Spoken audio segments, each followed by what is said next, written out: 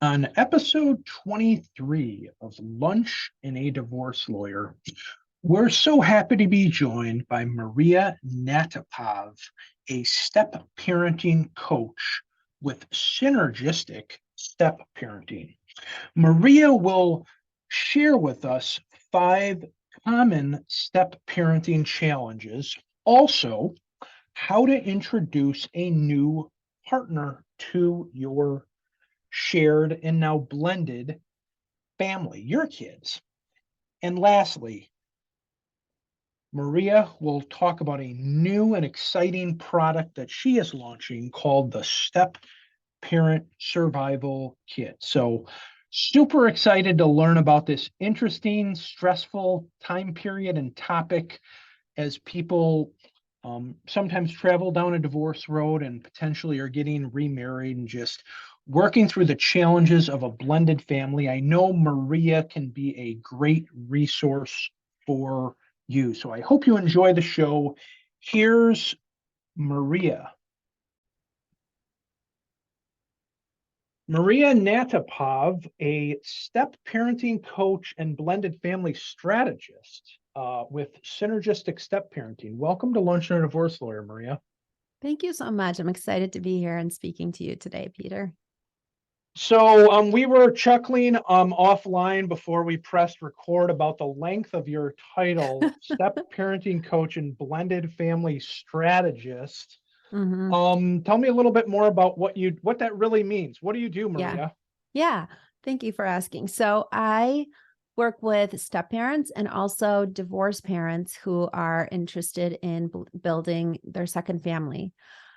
So all the things that really go into those challenges and those dynamics and strengthening connection with the kids and, really building those foundations that sustain everybody and help everybody feel supported in this new mix and paradigm of a family. I doing a little Google research. I'm not a social scientist, but I am a lawyer and a former high school social studies teacher, if that counts for anything. It does. 16% of children in the United States, I believe, per the Census Bureau, are of a blended family. So that's I don't know. I don't think I knew what the percentage was. Does that sound about accurate to you? It's hard to say, I mean, it's just hard to say. I always kind of feel like those numbers are a little bit underrepresented. Okay. But it's the other half of the data. Oh, I'm sorry. Yeah. No, basically I was just going to say, I think it's just a large number is really what it comes down to. When we look at just the statistics of divorce, right? And then people moving on to whatever, whether it's a legal marriage or just sort of a cohabitation situation. Yeah. Yeah, I wonder, if you extrapolate that a little, is there a formal definition of what a step parent is? It's a person. Let's start there because Sure. I'm not an expert on it. I was thinking about my personal history. And I'm not trying to make this about me because it's really not supposed to be. What's the dialogue? I don't have a lot of touches in my, as a man who's married, does not have children. I have a sister who's married, no stepchildren in that relationship, and I have 2 living parents who, it's my sister and I, right, who have been married for 55 years or something. Yeah. So in my little circle, I don't have any step parenting touches.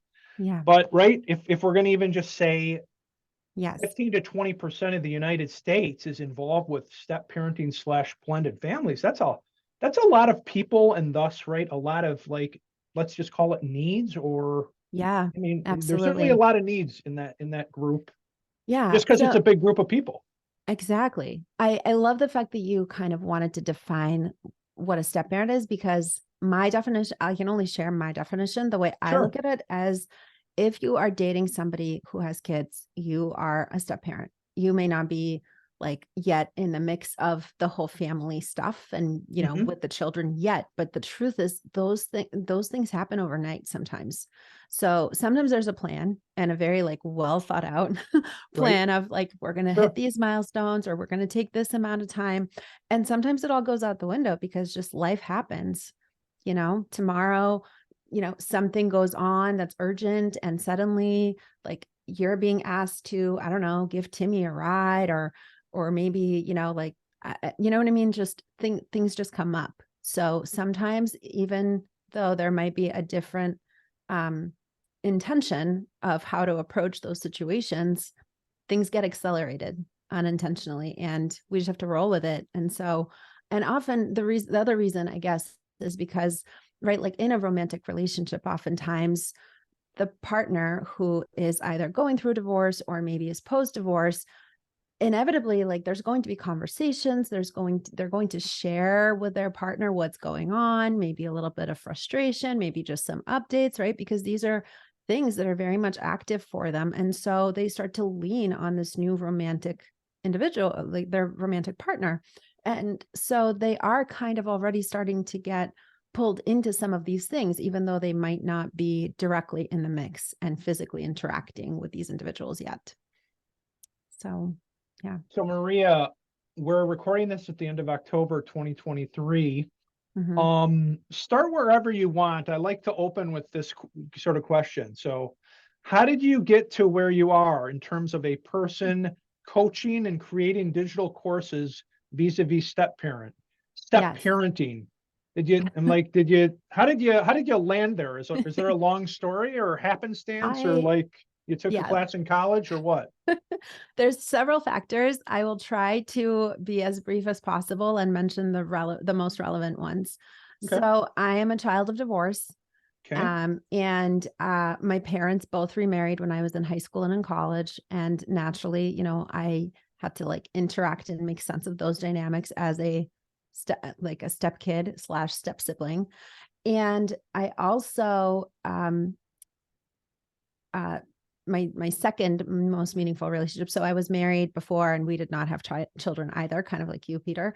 And then my next relationship, which is with my now husband, we've been together for 11 years. And so I was a step parent because he had a child. And I at first thought that I was absolutely in no way, shape or form, suitable for this role. However, here I was. And 5 years into that, she revealed that she was being abused and neglected by her mom and stepdad and came to live with us full time. So my role changed to be even kind of more, I don't know, larger, I guess, than I had initially anticipated. And so working through all of those things. And I also happen to be an immigrant, which strangely enough has a lot of parallels to this idea of being a step parent. This idea of being like a fish out of water, coming into a brand new culture, new language. For me, that actually was a reality as an immigrant. However, as a step parent, ironically, even though I grew up in America, fluent in English, it felt still like very much a similar situation. Like I had to learn all the nuances of the dynamics and the language and the sayings and what it all meant from scratch.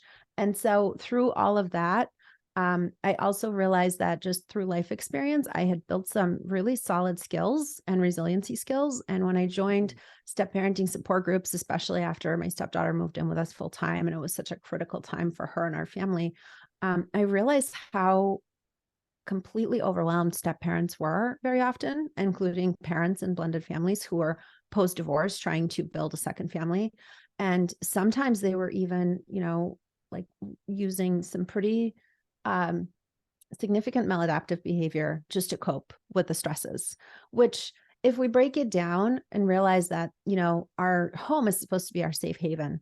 And so if that situation is stressful, naturally, it makes a lot of sense that, we would be completely fried, right, for the rest of the day-to-day things that we are on our plate.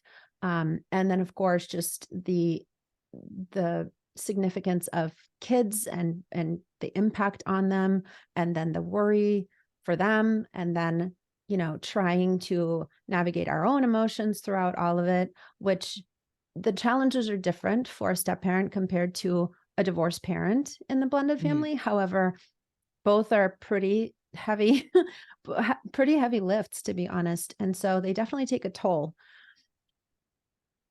I don't know if I So, answered your question. yeah, no, well, it was wide open. It was just Okay. I was looking for the path of there to here. Yeah, that's basically how it came to be. I was working in corporate in healthcare at the time. And then my position was eliminated because the two departments I was supporting were like there's company restructuring, and they basically went in-house to the parent organization. So they took that on. So it was eliminated from the company I was working at. And I found myself just dragging my feet for another one of those jobs, but I stumbled on a trauma-informed parent coaching certification program. Mm, And within like 24 hours, I was enrolled. I was just full speed ahead. And like I said, when I further joined those support groups and saw that need and realized I have some really valuable skills I've gained that have been right. really helping me to navigate all of this, I was like, I really want to offer, some guidance and some resources for folks. So that's sort of how it all started. I always love when I hear, because I mean, you'd be surprised. I haven't been podcasting for 10 years, but we have been podcasting for a year and doing something different probably since like the second month of the pandemic. Mm-hmm, So that's like 3 years now. mm-hmm, I'm always surprised, and I always think it's a great kind of like, oh, just meaningful hook for potential clients when you have such a personal connection to the whatever you're doing, right? Uh, Thank you. in your case, right? I Mm-hmm, think you said child of divorced parents, and then actively step parenting currently. I always think that's yes. great. And I'm always a little jealous of those people because like I have a lot of experience and really a lot of passion for what I'm doing in the family law kind of divorce child custody space. Mm-hmm, But I don't have a lot of history with it. Like I haven't gone through a divorce. And mm-hmm. just some of that stuff that I think it probably is just, there's something there that that personal side is right, a big addition to just like let's call it the book learning or whatever. That's all I have is the book learning. A lot of Yeah. experience too, but the book learning. I haven't really gone through the emotions and the real firsthand struggle of a divorce or something. And in this case, we're talking about step parenting challenges, etc. Mm-hmm. Yeah. So Yeah. Yeah, you're right. I definitely have lots of lived experience from a variety of perspectives in this case. Yeah. I did, I definitely have the education as well, though probably a less traditional one. I remember being offered, when I was considering going to college. And of course, back in the day, like I realized I probably would have gone the coaching track in college had that been an option. But back then it just wasn't. It was the yeah. more, traditional career choices. And I remember considering therapy, but that just wasn't for me. And so, yeah, so I'm glad, I guess, that still my path led me into coaching and that was an option and that, it's something that I stumbled on and kind of was able to grow into. So we're going to tease out more about a digital course that you are about to launch. So that's the tease. But so then uh tell me about kind of like just like real world. I'm a potential Mhm. client hypothetically or something. What are you doing for me, Jill Smith, some other fake person, as a step parenting coach and blended family strategist? Like, am I consulting with you periodically? Do you have various programs, or what is kind of this let's just call it professional coaching for step parents and blended families look like? Yeah. So in coaching, unlike in therapy, the idea is that we are equals, right? Like Okay. that you are well and you are whole.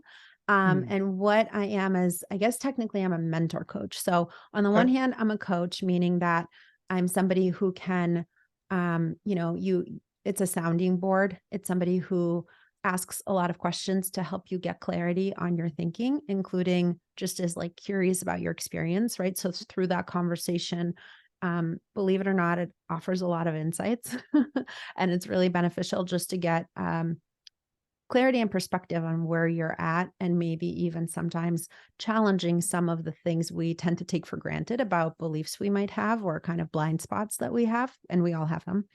Hmm. And the other thing about that is reflecting back to the individual what they're saying, maybe in a new way or in a way they haven't necessarily considered it. And the other real piece of it with the mentorship is that, like I said, I've been there. So oftentimes I can offer perspective and insights on just what works and what really doesn't. And then with, like I said, some of the other education and certifications that I've had, I can often also speak to just like the psychology, like the human psychology. My approach is very neuroscience based.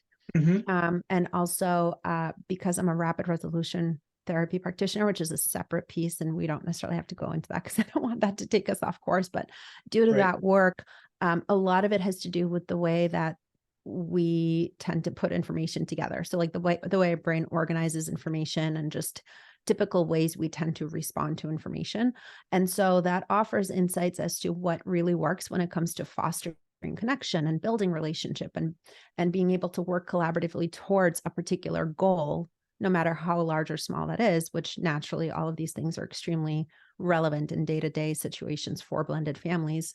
And in addition, what really doesn't tend to work, or what could backfire and actually be essentially adding more fuel to the fire rather than putting that fire out and being able to create more of a sense of calm and ease and, you know, true collaboration and feeling really supported for everybody involved. Does this look like a one-on-one sort of relationship like I would have with a more traditional therapist or counselor? Are you facilitating groups, a little bit of everything? Just A little kind of bit of curious what it looks everything. like. Yeah. Yeah, a little bit of everything. My most robust program is one-on-one, Hmm. and that is a multi-month program. It can take anywhere from 3 to 5 months, just depending on how kind of rigorously somebody wants to approach Sure. it. I do encourage, at the very least, sometimes, you know, because there's always kind of work to do in between. So I have a strengths-based approach where we identify what would be kind of the most bang for the buck, right, type of actions, and ideally real little tweaks or really building on somebody's strengths and what's already there and available. And then, of course, like I said, putting those tweaks into action and kind of seeing how it goes. And so I think at least sometimes that requires a little bit of time because, right, like in order to identify, like, hey, is this really working? Is this going to work consistently? Like, what kind of things might be coming up, whether they're kind of personal, like internal resistance, perhaps, right, for whatever reason, or just challenging big emotions, or whether it's something else happening in the dynamic of like, I'm trying this, but it's not quite working. So sometimes that just requires a little bit more time. And in reality, sometimes people just go on vacation or life gets Sure. busy. So I like to offer a little bit of flexibility with regard to that, but essentially it's between 3 and 5 months. Okay. And then the, of course, digital courses you're mentioning is more of like a group type of offering. And really also there's a large self-paced component as well. So here's a way I would say I'm just kind of like was preparing to talk to you and stuff. One of Sure. the questions we were talking about is how to introduce a new partner. Yes. Because I'll tell you, sometimes people are interested actually at inserting stuff like that into a, what we call in Illinois a judgment for dissolution of marriage, some Mm, restrictions on like, when and how should you meet a new significant other. yes. So what's the answer to that question, Maria? How, right? And so, right, the picture here, right? My Yes. my divorce picture is I'm representing Bill Smith or something in his divorce. Yeah.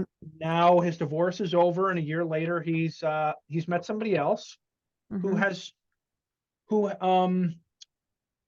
well, so I guess in my scenario, I've represented Bill in the divorce, and in his divorce, his ex-wife is concerned about kind of the introduction of a new significant other.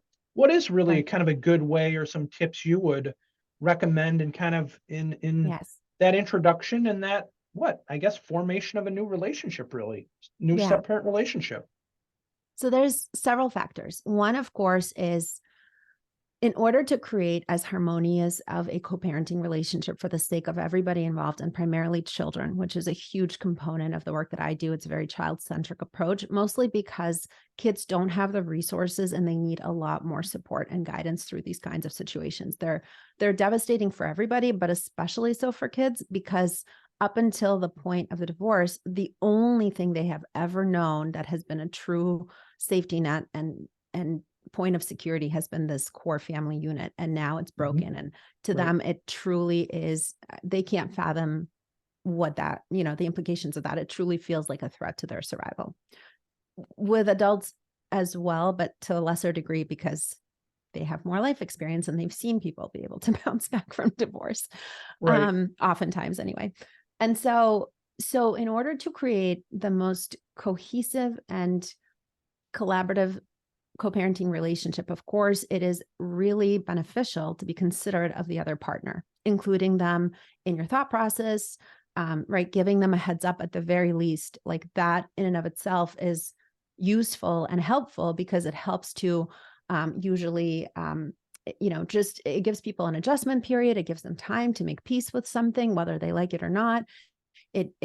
It keeps them in the loop, and it gives them an opportunity to process their emotions and voice their concerns and possibly even suggest, some ways to approach it, etc.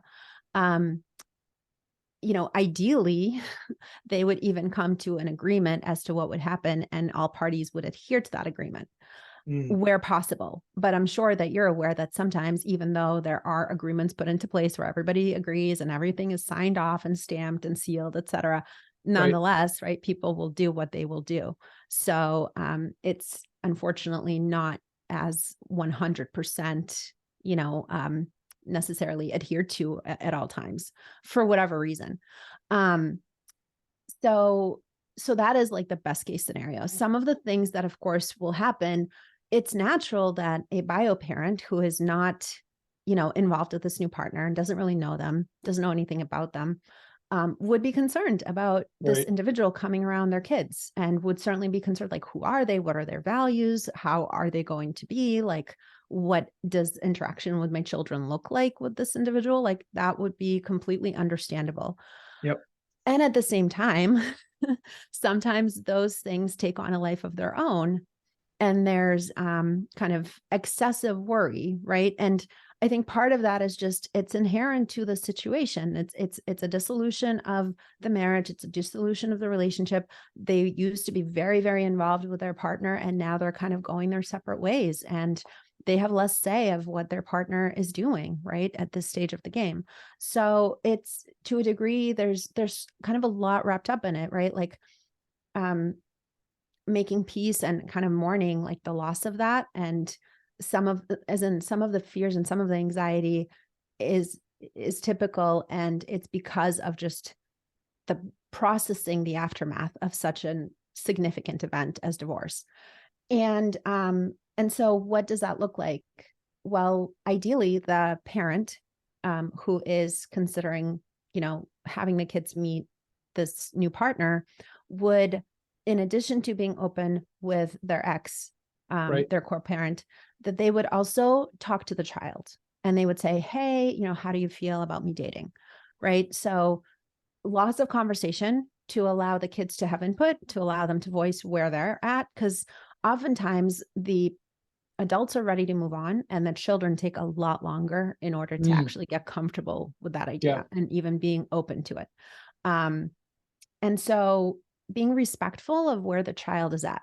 And it doesn't necessarily mean that the parent doesn't, live their life and do what they feel they need to do, but not pushing and forcing that onto the child as much as possible. So if the child says, hey, I'm not ready, being able to respect that, and then maybe keep touching base and talking about what does that timeline look like, and maybe like, why are they not ready, but not being on top of them about it, like we need to solve it now, but just having regular conversations and exploring and helping their child to process all of the complex emotions that they're going through, and helping them to essentially transition into these new aspects of what life now looks like or will look like, in the near future. And then, of course, when the step parent meets the child, what's often the case is that even if the child is like, yep, I'm ready to meet them, that's cool. They might actually feel very different in that meeting than they think they will. So they might say they're ready, and then they might just freak out and not be ready at all and just want to jump ship. So I always suggest for the first meeting to happen like by happenstance and somewhere out and about in a public place, so that it could be a chance meeting. And then if things are going south and the parent is noticing, oh my God, like Bobby is gonna, bolt, or, Melinda is gonna cry, like, so that they can just sort of like in passing say, hey, like, nice to meet you. We're gonna go, like, we'll see you later type of thing. And gives them an easy out. Right. Um, and so again, like I always suggest, don't necessarily make cold, hard plans, right? Like maybe discuss it with your new partner and say, hey, there's a possibility, like we might be able to grab lunch, or we might be able to spend a few hours, but we might not. We'll see how it goes. Right. I always suggest that as a good kind of way to approach it, just in being considerate of everybody's needs. And then again, just helping the child to process the emotions, like afterwards, checking in and creating a safe space to really openly share, right? So that there isn't, because kids will very often, they're super perceptive, and they often take on the expectations or hopes of their parents. And they're really in tune with, like, what does mom need, or what does dad need? Well, they really want this. They really care about this person. They just want me to get over it, and they want to be able to move on. And so all of those things will often get in the way of them being able to feel like they can express themselves and feel heard in what they might need, or where they truly are with the scenario. So really trying to create a judgment-free, calm space where, like the truth and honesty, like prevails beyond anything else. And it's like, we can work through the rest of it, but like, this is where we're starting, and this is what counts the most.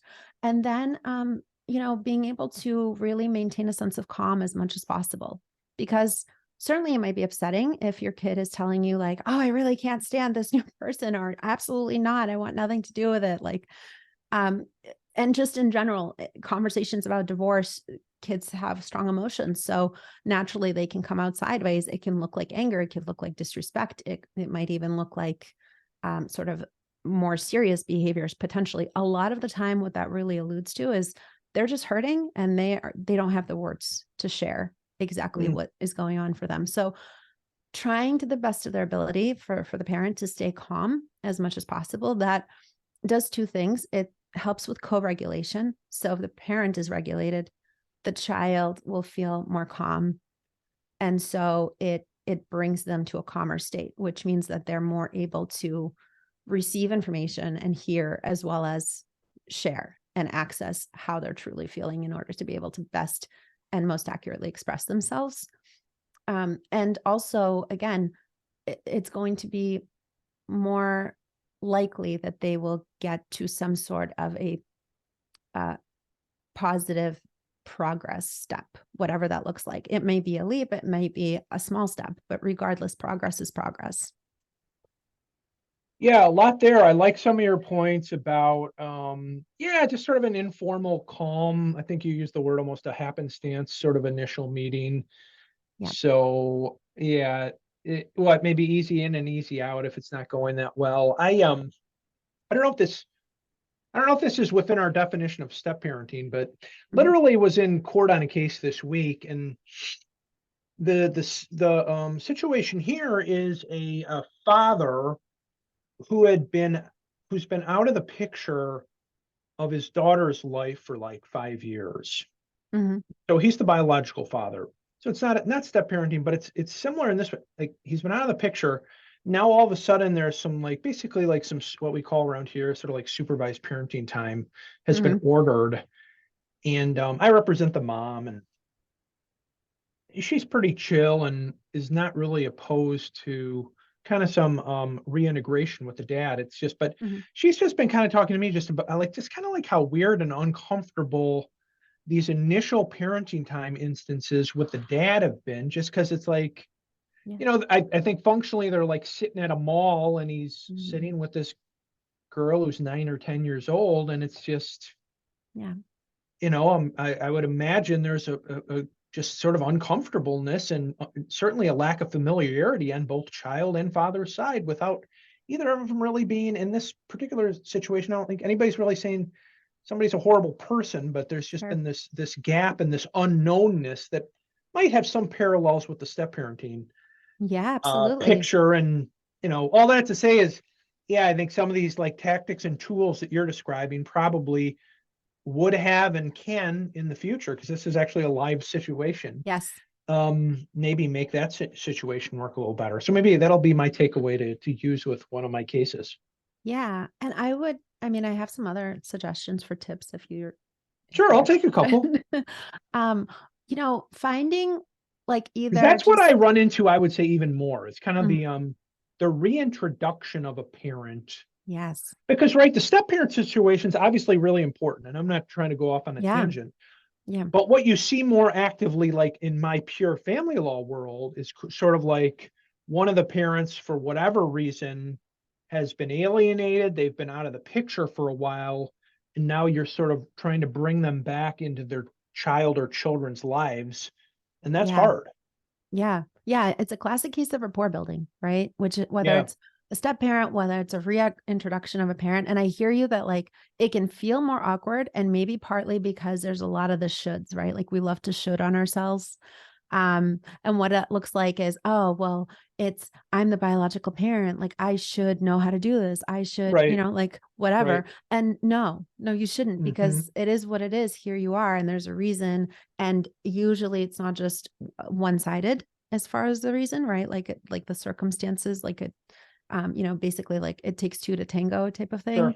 So like usually it's not just one person that is responsible for where things are. And it's not to say, anyway, I'm getting off topic here, but essentially the suggestions I have is that if so oftentimes it does unfortunately fall to the adult, because like they're the adult, right? So the Sure. Yeah. child is not going to have the skills to do it. And also they're kind of like the authority figure. They're the leader. They have just more power inherently. And of course, as we know, with more power comes more responsibility.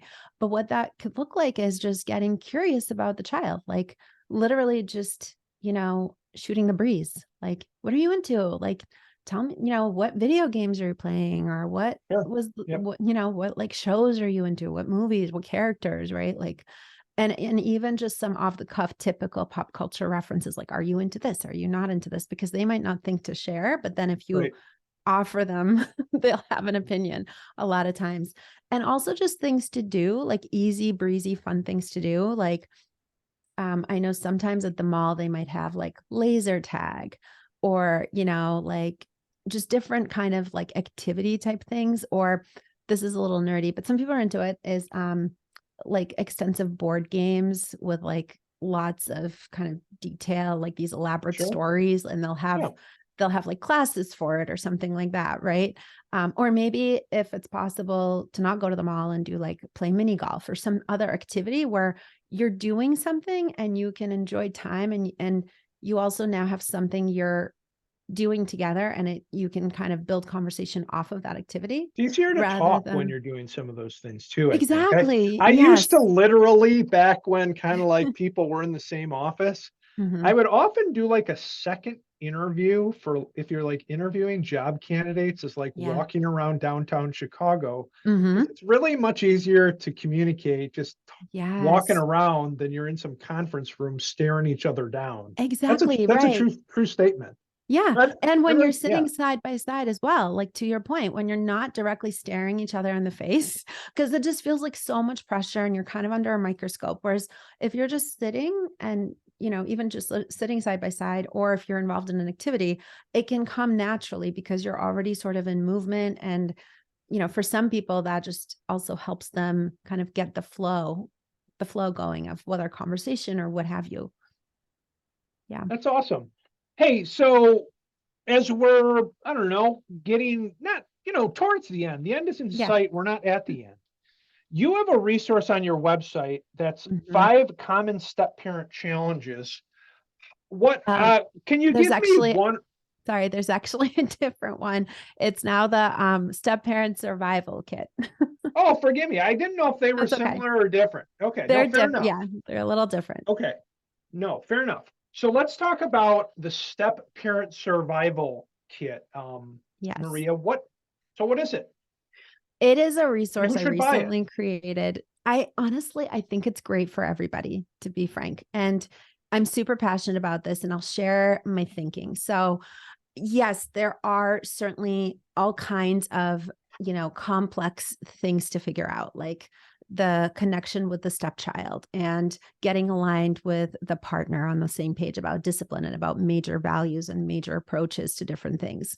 And there's also building community with the extended family, including the ex-partner, whether your own ex-partner or whether your partner's ex-partner.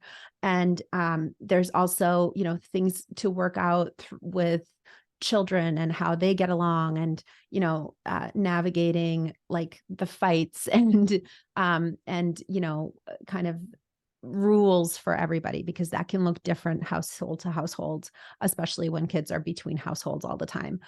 So yes, certainly all of those things are real, and they are, you have to, right? You have to figure that stuff out.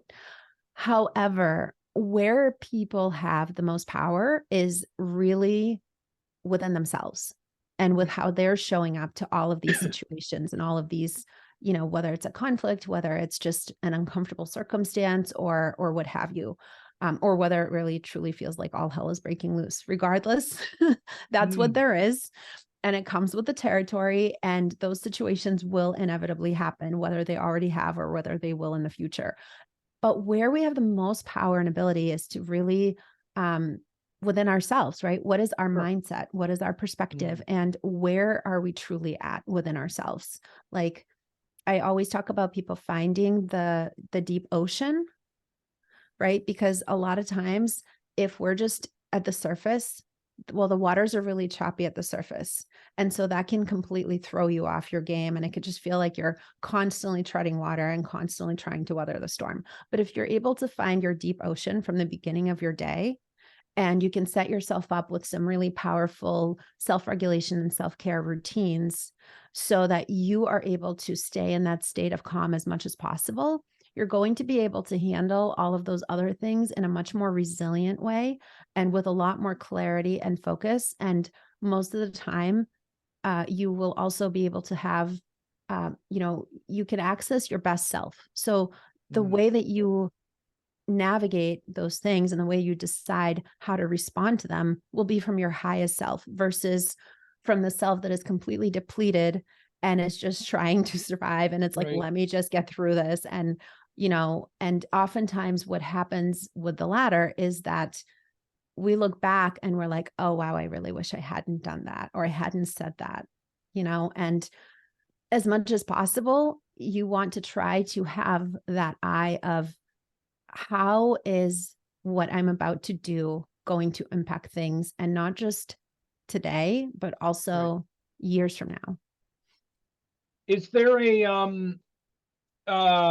module or two you could tease out? Like what's a bullet of like, hey, here's one of the modules or lessons or something just to get me excited about, buying your course. Oh man. Well, let's see the module. That's a great question. I mean, there's lesson or whatever. I just want a little like some of the things, some of the things that we're going to uncover is, with regard to self-care, what does that look like? How to access self-care, what kinds of things to do for self-regulation, meaning if something happens, right? Like say some terrible thing happens and you're livid, or you're just angry, or you're just completely overwhelmed and you're at the breaking point, what can you do to get yourself to a different mental state? Because that's everything, right? Like once you're able to shift your mood, once you're able to shift that state of mind, state of being, it is remarkable what is possible from that place. And just to be able to have access to that so quickly, because let's face it, I mean, those situations also come up at work and in other scenarios as well. So somebody backed into my car yesterday. I had to be mindful of how I reacted. I'm sorry. I hope you're okay. Funny aside, it was very minor, but good. It upsets you. You got to reel it back in for the day. You got to get yourself back on track. Absolutely. Yes, that's a great example. So it's how to respond to those moments and what tools, right? And as far as the tools, like the actual toolkit is going to look different for everybody, but I lay out all of the options, right? And how to get there. And then people can kind of choose and pick and match and whatever like works for them. And also throughout, as you evolve, you might need different resources and you might need different tools. Like what is effective will change just because we're always evolving, right? And our needs are always evolving, and everybody and everything around us is always also evolving, and Sure. it doesn't stay the same. So that's just one component. Another piece is shoring up all of our resources, and and how to implement healthy boundaries. And Mm-hmm. a lot of people I hear start to lose themselves because they're just so in the throes of tending to everybody else's needs and, keeping all the balls in the air, that they start to lose their sense of identity.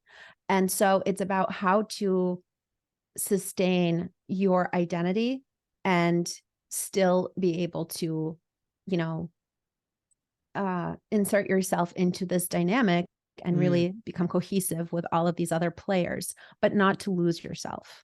So that's, another piece of what is going to be covered in that course. But as far as the freebie, which I strongly suggest that everybody go and Sure. get, it's completely free. I lay out, the roadmap, and essentially the self-care and the self-regulation are the foundations for all of the other stuff. Yes, there is communication skills, and yes, there's conflict resolution skills, and those are valuable. However, and I have a ton of tips and tricks about that. However, without the self-care component, the other things won't go as well. Because as you can imagine, if you're using your best communication skills, but you're flying off the handle and you can't seem to, restrain your raging anger, it's just like emulating everywhere. Sure. It's just not going to go well. So that's where you have the most power. And that's also where you had 100% control. And I think that is such a key component that is often overlooked, and not just for step parents, but to be honest, just in our hustly bustly lives day to day. And so that's really why I'm so passionate about giving people access and walking them through to build that foundation for themselves so that they can then navigate the rest of it in a much quicker, easier, and much more accessible way. Hey, two or three little fun bullets to close, and then we can talk about, where people can find all these fun resources. Sure. I like to ask people, like, what is the best piece of advice? And I ask it I like to say, like, what's your best advice? And then also, what do you see as a biggest mistake? Mm-hmm. I like to ask it in the context of somebody going through a divorce, but how about the same for, best way to approach, I'm a divorcee with a child. What's the best thing I can do when I'm introducing a new partner? Mm-hmm.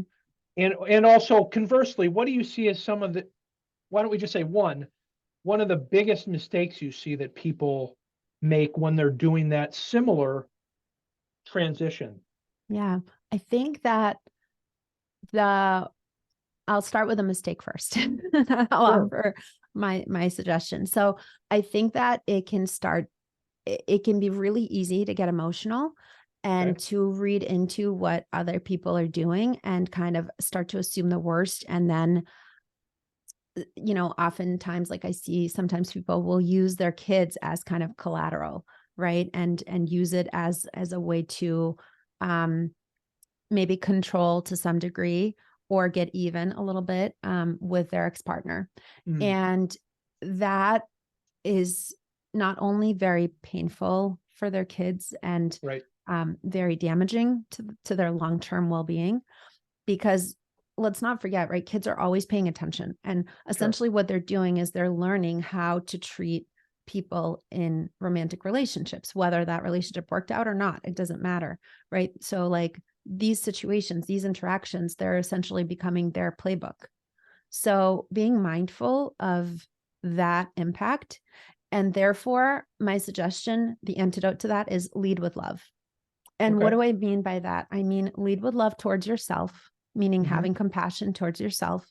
Right. And also lead with love, like I feel like if we lead with love and lead with that compassion for the other person, we inherently tend to give them more of the benefit of the doubt, right? Right. So we're met with a situation, we don't love it. And it's like, well, maybe I misheard it wrong. Maybe they didn't express it the right way. Like, how else, right? Like, how else could this be? What other meaning could there be? Not necessarily the first initial one that comes to mind that is upsetting, really frustrating, maybe offensive even. But what else could it be? Let me ask some questions. Let me check this out a little bit with them, right? Let me give them the benefit of the doubt and say, is this what you meant? Did you mean it this way? And what that offers, I think, because if we show compassion, if we lead with compassion, then it invites the other person to show us compassion back, right? And it shows them that there's no need to have their defenses up because we're not attacking them. Right. We're actually being kind. It's a safe space. We're creating a safe space. We're creating a calm space. And again, everybody then is able to show up as their best self. Most importantly, because we don't have control over what the other person does, we won't have regrets of how we handled that situation in the future. And our child won't come to us and say, hey, I can't believe you did XYZ, because even if the kid is not able to realize it, say they're young and they're not able to like fully understand what's going on, they do understand it. They just don't have the words to be able to fully explain it back to us or reflect, reflect it back to us or mirror it back to us. But when they get older, they sure find those words and they hold on to that. It's significant whether we've realized the significance or not. And so if we truly lead with love, I believe that it is a wonderful way to never feel bad. Like maybe you won't get the goal you're going for or the resolution you're going for. However, at least you won't have regrets with how you showed up in that moment. Great tips. Lead with love. And that's always good. And I think I heard, don't use your kids as a tool of revenge or something. Yeah, basically. Yeah. Just being mindful of the impact. The impact is much greater oftentimes than we realize in that moment. So I don't know if you have any Chicago area experience, so you can answer Not this so much. wherever you, okay. So the fun question at the end of Lunch and a Divorce Lawyer is, what's your favorite Chicagoland fun activity to do or recommend? So what's the answer for Greater Boston then, Maria? If I'm out in Greater Boston, I don't think I've been to Boston in 15 years or something. So next time I'm there, because I'm an American history buff, what should I be doing? Just for some fun or a good meal, because I'm a foodie too. Oh man, yes, the food is really good. If you're a big steak lover, first of all, the Seaport area recently is absolutely stunning. I mean, there's so many places in Boston that are beautiful, and there's been a ton of construction, especially since the pandemic. But the Seaport area, it doesn't even. I mean, it's ridiculous. It's just gorgeous. Seaport? And yeah, Seaport. Yeah, it's right by the water. It's all beautiful glass buildings. There's gorgeous common spaces that they've specifically designed for people to enjoy. Yeah, it's really lovely. And there is a lovely steakhouse called Del Frisco's. They've been around for a long while. They're really wonderful. And as far as fun things to do, so I like kind of odd fun things to do. That's cool. There's this really wonderful place. It's called the Hammond Castle. It's in Gloucester. And it's really cool. It used to belong to an inventor. He traveled the world and literally brought home pieces of buildings he found all scattered like throughout Europe. And he created this beautiful mansion, and it's full of lovely, strange oddities. And he was also a jokester. So he has if you take a tour of it, which is what I strongly recommend, he has staircases that were designed for lefties versus righties. And back then, of course, it was a very righties world back in the day. So just different little ways to play tricks on him, on his guests and different people. He also has a guest bedroom that was completely wallpapered over. So you couldn't tell once the doors were closed, you couldn't tell where the door was. And so people were kind of trapped. What's the name of this in Gloucester? It's called the Hammond Castle. Hammond Castle. Cool. Yes. No, I meant it's really cool. I think I was in Boston last in 2002. I was living in Washington, D.C. on my way back to Illinois, and my sister and I did a little road trip up the East Coast. So I'll have to get back. Yeah, it's been a minute. And Gloucester is just a beautiful, beautiful area. It's also by the water. And it's, there's great whale watching in Gloucester. So yeah, just a lovely place. Yeah. It's really pretty. Yeah, cool. Well, hey, so as we wrap, Maria, who's kind of your ideal client, whether in your coaching business or for your course? Yeah. And where can people find you and your course? Yes, thank you for asking. So my website is synergisticstepparenting.com. Okay. And as far as, the folks, like I said, that I work with primarily are step parents and divorced parents and blended families. Oh, great. Oh, yeah. Awesome. All right. So website again, synergisticstepparenting.com. Is that right?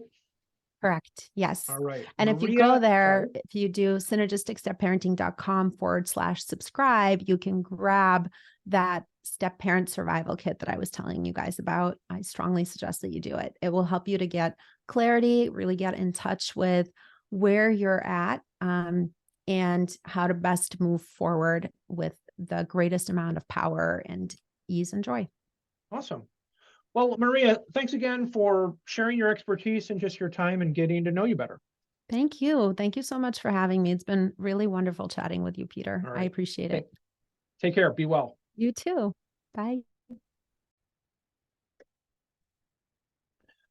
Well, I was really interested in talking with Maria because that really is step parenting and blended families is not something that's been in my personal world. And that was great information that I learned in preparing for the interview that, 16% of children in the United States are a product of blended families. I mean, that's a huge part of our population, right? We need to be aware of people in the family law space, counseling space. And just right, if you're a human being in the United States, you're probably interacting with adults or children who are connected to step parents and blended families. So just the importance that Maria talked about in introducing a new parent, new potential partner, step parent, to your kids, and just how to do that in a way that's really child centric, taking into account the child's really needs and oftentimes lack of maturity, and just how to do that in a way that makes it comfortable, because you don't really necessarily know how comfortable a child's going to be as I spoke about in my example, and just sort of meeting this strange man or woman who now, is going to be an important and major part of their lives. So, yeah, Maria's launching her digital course, Stepparent Survival Kit. It sounds like early in the new year, so look out for that. She's at synergisticstepparenting.com. Continue to download and subscribe to Luncheon and Divorce Lawyer. We've really had a great second half of the year. Share us on social media so we can continue to have, hundreds of downloads with each episode and really genuinely serve and help transform families around the world. Check us out, me, Peter Olson, at thepro.lawyer, and we'll see you next time.